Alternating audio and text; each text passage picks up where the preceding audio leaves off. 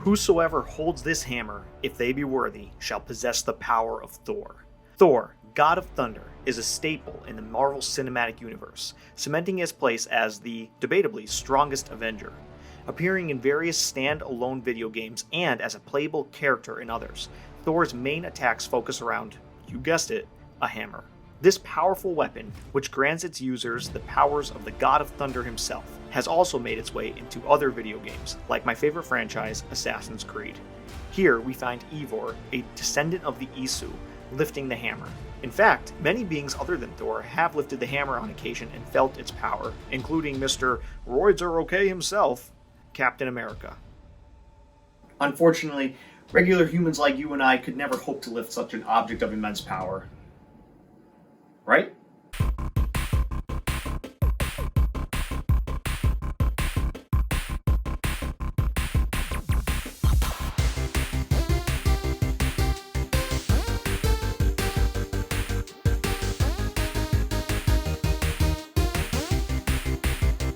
Welcome back, Internet. I'm Dr. of Physical Therapy Dane and today we are going to talk about what a non-soul stone in the forehead, non-World War II roided, non-Isu human being like you or I could do to lift the immense power that is the hammer of Thor.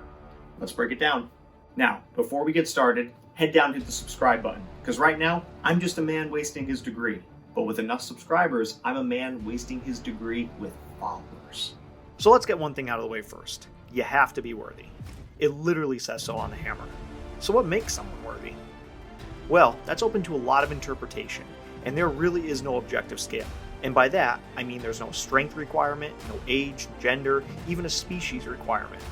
Some examples that may or may not be true are, spoilers, that Captain America was able to lift the hammer after he revealed his secret to Tony, that Bucky killed his parents. This secret and the guilt that he felt possibly kept him from being worthy. Thor, who sought out glory for himself in battle, was able to lift the hammer when he let go of his selfishness and truly recognized what was his purpose: service to others at the expense of himself. Mjolnir's criteria is different for everyone and seems to be tied to more of a getting rid of your inner demons than a set list of requirements. This would explain why Thor, overweight and depressed, was still worthy. His main goal was still service to others and the immense sadness he felt for failing, but more importantly, the realization that everyone fails sometimes made him even more worthy to wield the hammer, not less. So, once you find and exercise your own inner demons and get over that small hurdle, there's the issue of actually lifting the hammer. In the comics, Marvel states that the hammer is made of Uru, aka a star, and would weigh as much as 3 billion elephants. That's billion with a B. An African bush elephant can weigh as much as 13,000 pounds, while an African forest elephant can weigh a max of 6,000. Let's assume when Marvel said this, they were taking a random sampling of elephants, go by the law of averages, and put the average weight of an elephant at about 9,500 pounds. This would mean that the pre-exercise your demon's weight of Mjolnir would be 4.5 quadrillion pounds. Now, when we get into huge numbers, it's difficult to actually visualize the scale of things. So let's discuss in reference to something we can all understand: time. 1 million seconds is about 11 days. 1 billion seconds is about 33 years. 1 trillion seconds is about 32,000 years. And then, way down the line, 1 quadrillion seconds is 32 billion years. So let's just say if you're not worthy, you're not lifting the hammer. Ever.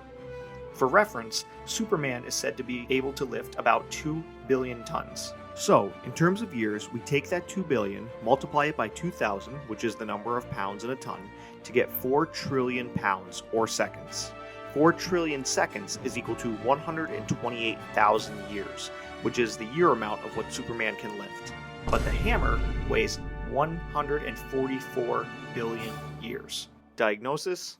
Dang, girl. Now, once you figure out what makes you worthy, Mjolnir magically drops down to a more manageable weight of precisely 42.3 pounds. So let's discuss lifting that. Wait, what? 42 pounds, is that right? Yeah, no, it's all right here. comes down to a more manageable weight of precisely 42.3 pounds. Let's discuss that. Act shocked. Weight, yeah, it's all here in the script.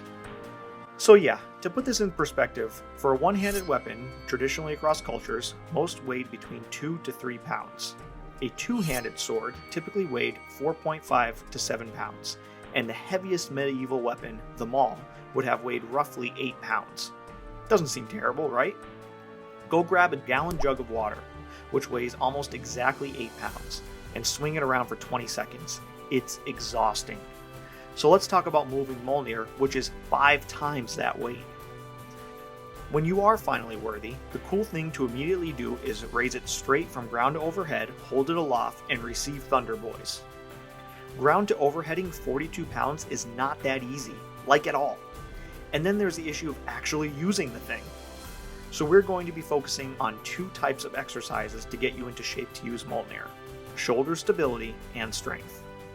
The muscle groups we are going to be focusing on are the rotator cuff muscles, the deltoids, the pectoralis muscles, and a lot of accessory muscles. First, getting it up overhead. For this, we are going to use an Olympic weightlifting technique called the snatch. Brad Pitt actually starred in a movie about this movement. No, that can't be right. Dumbbell snatch. Begin with feet hip-width apart with dumbbell in between. Keep chest up and back as straight as possible. No rounding. Extend your hips and legs first. Shrug shoulders followed by a pull of the arm. Drop under the dumbbell to receive overhead. Basically, lift with the legs first, then shoulders, then arms. Keep the dumbbell in a straight path as close to your body as possible. This movement works the rotator cuff and shoulder, back, core, and even leg musculature. It's an excellent full body movement. Now, the movement of swinging itself. For this, we're going to build strength and stability in that movement. Dumbbell pullovers. Mimicking a downward swing of the hammer, dumbbell pullovers work the pectoralis muscles in the chest and the shoulders. Kettlebell switch swing. Mimicking an upward swing of the hammer, begin in a partial squat with the kettlebell between your feet. Extend the hips and swing kettlebell forward, maintaining straight back posture, chest upright. Switch hands with the kettlebell eye level. Works the shoulders, core, back, and even leg musculature. Dumbbell bench press. Better than a conventional bench press for this goal because it requires additional accessory muscles for stability. Keep arms 45 degrees from body, bring the dumbbells to the chest, and then extend arms up overhead. Works the pectoralis muscles, shoulders, and arms. Next, PNF band pulls. These are specific movements developed in the 1940s as a series of techniques aimed at improving muscular coordination, strength, endurance, mobility, and control. For this movement, think of picking an apple off of a tree and then throwing it behind you. For this movement, think of pulling a sword out of a sheath and then raising it up overhead. These techniques are used in physical therapy to help relearn and regain normal movement after an injury.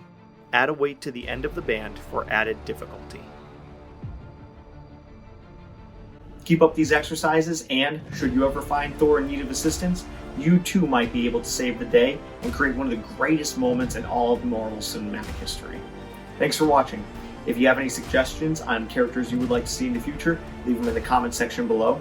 And stay tuned for our next video on Chun-Li and her massive earth-shattering thighs. Much love. Bye.